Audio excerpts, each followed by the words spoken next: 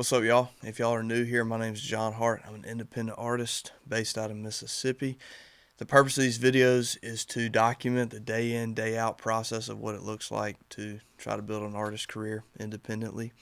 In the last video I talked about, I spent the last 5 years in Nashville, left last year, and back in Mississippi now. This video is going to kind of be a two-part in terms of what I talk about. The first is going to be what led to me reaching a point of being like, man, I've got to do something different and figure this thing out, and how it informed and is continuing to inform just what I'm doing on a daily basis to try and grow this.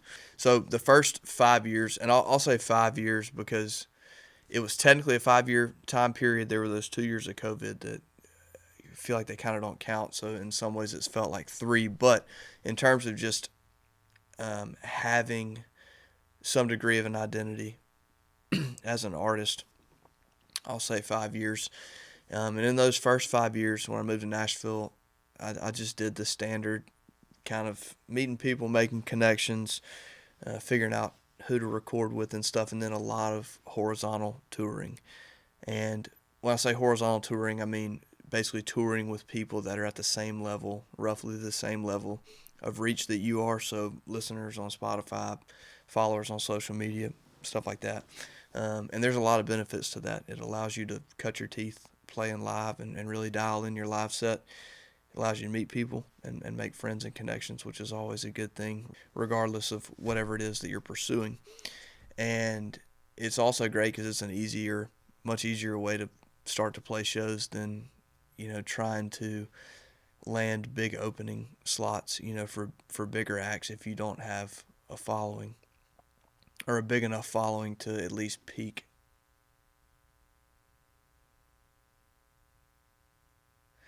I also think it's a much easier way to play shows and to let people know that that's what you're doing, as opposed to trying to land, big opening slots for big acts on a consistent basis if you don't have a big enough following to peak a bigger artist's management's attention.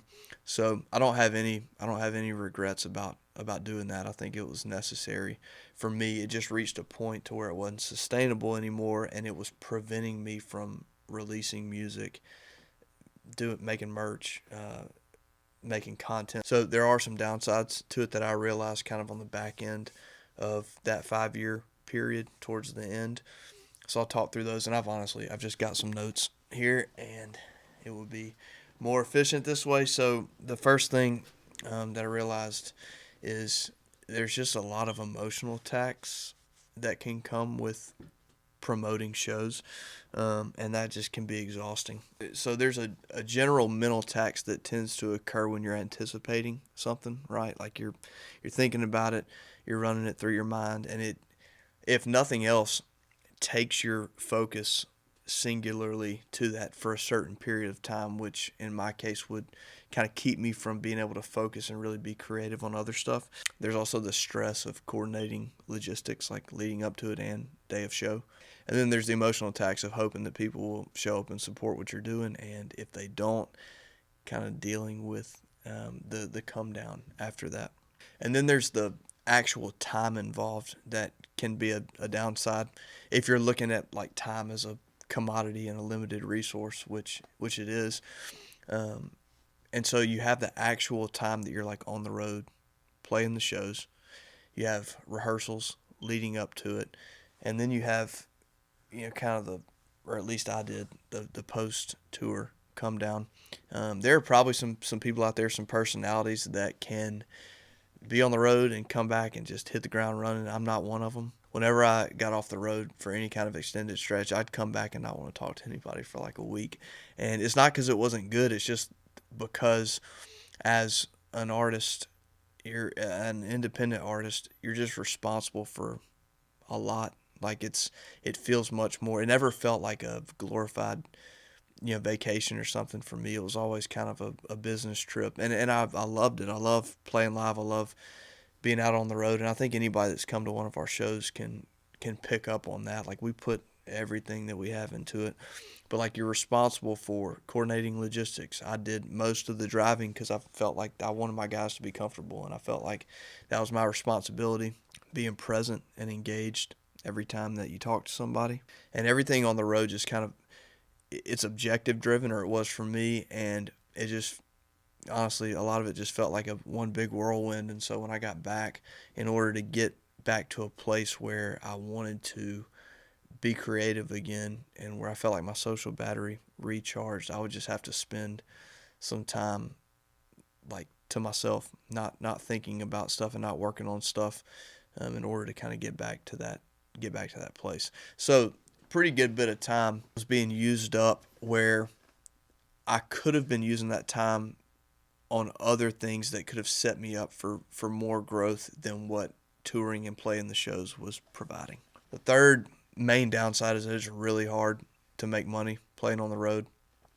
On the back end of that, the last tour that I did in the fall of 2022, I kind of realized we would have had to basically bring like 300 people a night to stand up for me to make any money at all. And there are ways to make money playing live. I'm not saying that there's not, but I mean, specifically in terms of like an independent artist playing shows of your own music. I mean, you could play cover sets and stuff and have guarantees in place as like house music, but that's just not really what I wanted to do. So yeah, you gotta sleep in the bed that you make with that one. My guys always got paid regardless of whether I made any money or not. And some people would probably say that's bad business, but I think one, I don't really care, because I was so thankful to them for their friendship and for just facilitating something that's my dream, that I had to make sure that they were good first. And I just felt like it was my responsibility to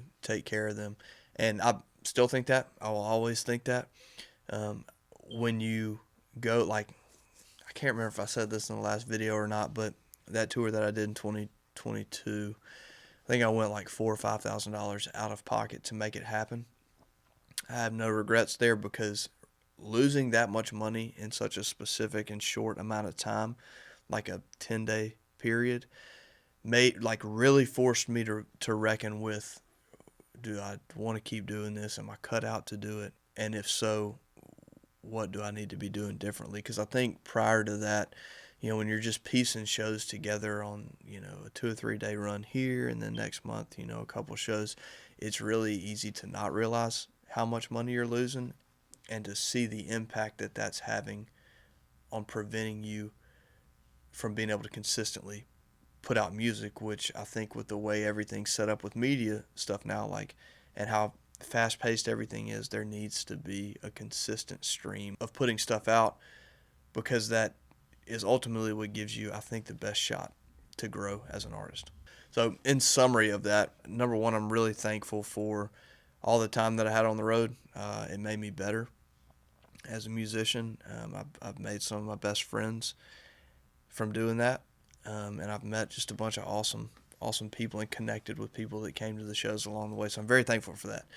Takeaway number two is that it was sinking the ship, and it just kind of felt, I hesitate to use the word hopeless, but specifically as it related to music, I was like, I don't know how I'm going to pull this off, because it's like I'll take one step forward and like 8 steps back. And Nashville's, as I'm sure a lot of y'all probably know, and it's like this in pretty much any big city, but it's not a super cheap place to live, and I was having to kind of side hustle on stuff to make up for that, and I just felt like I was kind of walking continuously on this middle ground of like not really being able to make money because I was side hustling and didn't want to get a real job, and losing money playing music, and trying to keep both of those things afloat. And I was never able to like sit down and figure out a strategy that made sense in my mind, that was sustainable, preserved my relationship with music, and allowed me to get out, all these songs that I had sitting around, that I was like, I'm not going to have any money to record these. So like, what's the point of demoing them? What's the point of making content for them if I can't get them out? All that kind of stuff. So this portion went a good bit longer than I thought it was going to. I don't really know where the lines overlap between explaining something and justifying it to myself. But deciding to stop playing shows was a radical shift for me and a big decision that went against everything pretty much that I've been told I needed to be doing in terms of building a career that's sustainable. And I just wanted to take some time to thoroughly explain that, because it's been frustrating for me, when people have reached out over the past year being like, when you coming here, when are you going to play here? And I really, really appreciate it when people do that. I just haven't really had anything concrete, because obviously that's too much to try to explain in a message. So I just wanted to take time to thoroughly explain exactly how I reached that decision.